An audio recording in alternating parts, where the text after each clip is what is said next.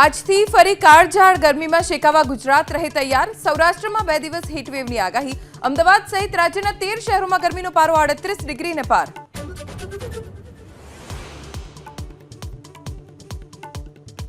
આજથી 4 દિવસ ગુજરાત પર માવઠાનું સંકટ। આજે ડાંગ, તાપી અને નર્મદામાં કમોસમી વરસાદની આગાહી, તો કાલે દક્ષિણ ગુજરાત, અમરેલી અને ભાવનગરમાં માવઠાની શક્યતા।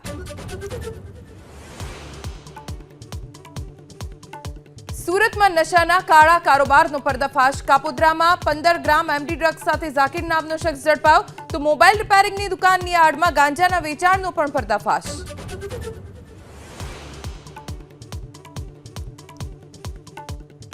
દેશભરમાં ધામધૂમથી ઈદ ઉલ ફિત્રની ઉજવણી। મુસ્લિમ બિરાદરોએ ઈદની નમાઝ અદા કરી એકબીજાને પાઠવી શુભેચ્છા। યુપીના અનેક વિસ્તારોમાં પોલીસ એલર્ટ પર।